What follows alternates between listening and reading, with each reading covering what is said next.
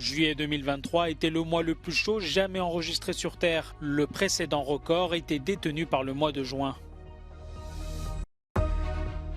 Rafales de vent, fortes pluies et inondations, les pays scandinaves mais aussi la Lettonie font actuellement face à des tempêtes.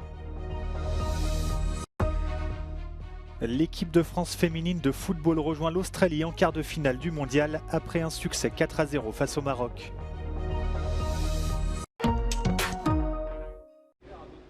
C'est un record aux conséquences dramatiques pour le monde. Juillet 2023 a été le mois le plus chaud jamais enregistré sur Terre, a annoncé ce mardi le service européen Copernicus. Le précédent record était détenu par le mois de juin, marqué par des canicules et des incendies à travers le monde. Les océans témoignent également de cette évolution inquiétante, avec des températures de surface anormalement élevées depuis avril et des niveaux inédits en juillet. Un record absolu a été ainsi atteint le 30 juillet avec près de 21 degrés et pour l'ensemble du mois, la température de surface a été 0,50 degrés au-dessus de la moyenne. Cette surchauffe des océans a des conséquences graves sur la biodiversité comme les migrations d'espèces. D'après Copernicus, la banquise de l'Antarctique a atteint sa plus faible étendue pour un mois de juillet avec 15% sous la moyenne. Selon les spécialistes, l'année 2023 n'a peut-être pas fini de battre des records. Les pays scandinaves font actuellement face à la tempête Hans. En Suède, des bâtiments et des routes ont été endommagés. Les fortes pluies ont également provoqué le déraillement d'un train, bilan 3 blessés. Le pays est en alerte rouge inondation. En Norvège, l'Institut météorologique a prévu dans les prochaines heures des précipitations parmi les plus fortes des 25 dernières années, notamment dans le sud. Les autorités sont sur le qui-vive. Vi er spesielt oppmerksomme på soner i bygda som skredutsatt for jordskred. Så der følger vi med. Vanskelig å sikre seg mot, men vi er nå I hvert fall på alerten her. La côte ouest du Danemark a, elle, été balayée par des vents violents. Sur ces images, des maisons de plage ont été emportées, forçant des vacanciers à quitter la région. De l'autre côté de la mer Baltique, la Lettonie a elle aussi été secouée par des rafales de vent. Dans la petite ville de Dobele, au sud-ouest de la capitale Riga, des arbres ont été déracinés et des toitures arrachées.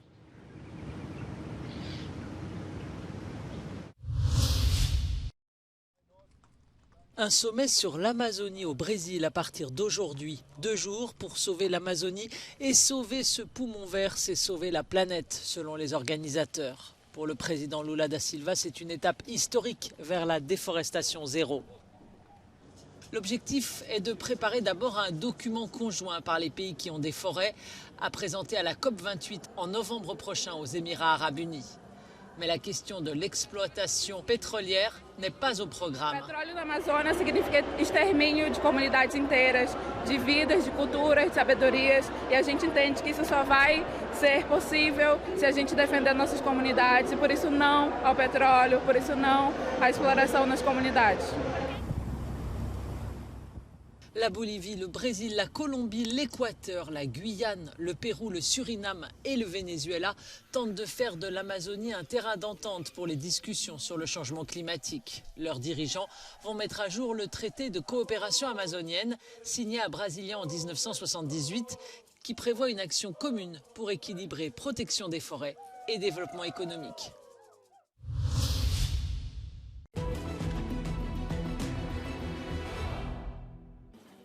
Ukrainian forces continued counteroffensive operations on at least 2 sectors of the front.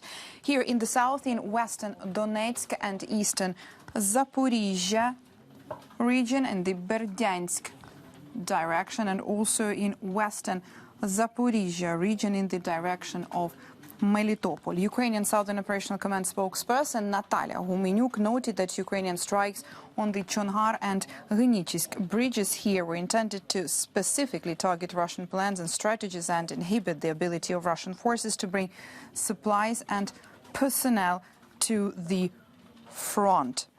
The Institute for the Study of War says Russian forces and occupation administrators continue to seek to mitigate the impact of recent Ukrainian strikes on logistics nodes along the key Russian ground lines of communications connecting annexed Crimea and occupied Kherson region. Humenyuk also emphasized that Russian forces must now reroute supplies and personnel through Armyansk directly on the border between Kherson and Crimea within just about 80 kilometers to the front line. Moscow-appointed Kherson regional occupation head Vladimir Saldo reported that his administration has temporarily changed the logistics and vehicle crossing routes between occupied Kherson and Crimea due to the damage to the Chonhar bridge, including the suspension of the bus traffic between Simferopol in Crimea and Genichisk here in the region of Kherson. Now, the Institute for the Study of War adds that Russian mill bloggers notably did not comment on the aftermath of the strike, further supporting the think tank's previous assessment that Russian officials may have directed Russian correspondents to not offer commentary on Ukrainian strikes on Russian logistics nodes in Crimea to avoid generating panic within the informational space.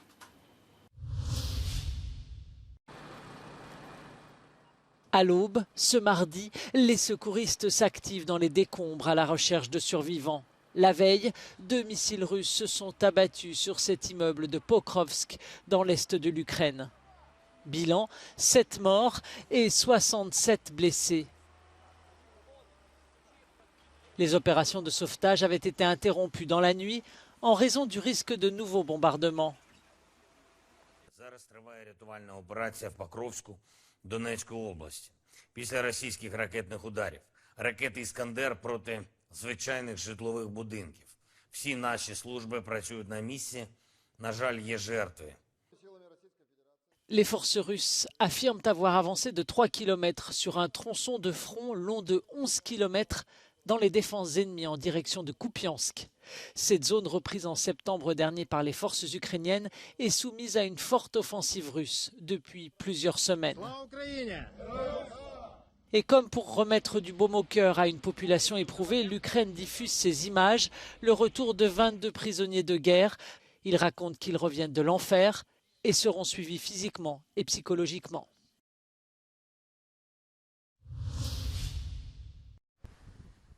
Il y a 15 ans, les forces russes envahissaient la Géorgie. La présidente du petit pays a rendu hommage aux soldats tombés lors de ce conflit qui a vu Moscou vaincre l'armée géorgienne en 5 jours seulement. Depuis, 20% du territoire géorgien reste occupé par la Russie. L'ancien soldat Berdia Zazadze se souvient.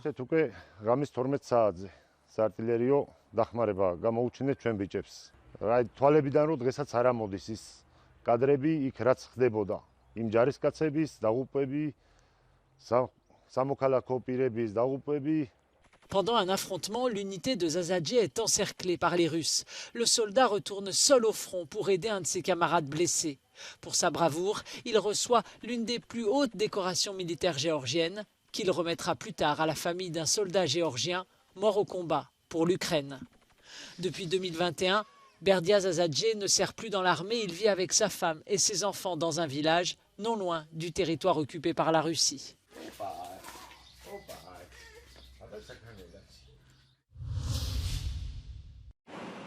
La Russie lancera vendredi son atterrisseur Luna 25 en direction de la Lune. C'est une première depuis 1976. Dans son communiqué de lundi, l'agence spatiale russe Roscosmos a expliqué que l'engin aura pour mission de prélever des échantillons, analyser le sol et mener des recherches scientifiques à long terme. L'annonce de l'agence spatiale russe intervient à un moment où des pays comme les États-Unis et la Chine multiplient les missions en vue d'alunissage. Moscou se revendique toujours comme une grande puissance spatiale.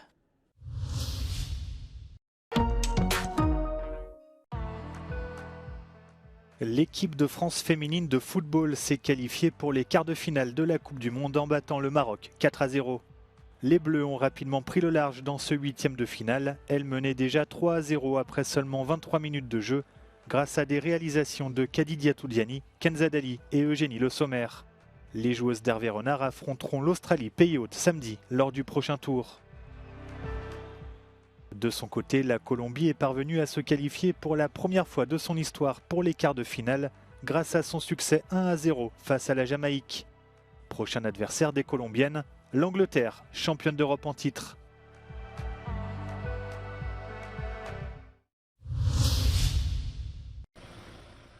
Un supporter de football grec poignardé à mort à Athènes. L'homme de 22 ans est décédé après de violents affrontements entre des supporters du club croate Dinamo Zagreb et des supporters de l'AEK Athènes. 96 interpellations ont été menées par la police grecque lundi après des jets de pierre et de projectiles incendiaires. En tout, 8 personnes ont été blessées après l'entraînement de l'équipe croate dans la capitale athénienne. Et parmi elles, un mineur est encore à l'hôpital. Ce mardi soir, l'AEK Athènes et Dinamo Zagreb devaient s'affronter pour leur match aller de la Ligue des Champions. Alors que les violences entre supporters marquent fréquemment le secteur du football en Grèce, le match a été reporté par l'UEFA.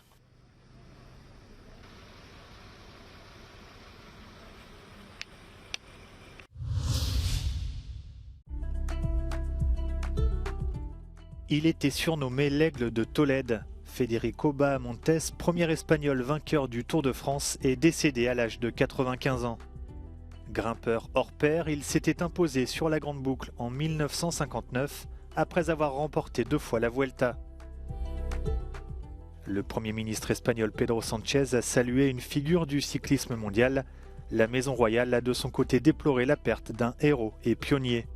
Ses funérailles auront lieu mercredi après-midi à la cathédrale de Tolède.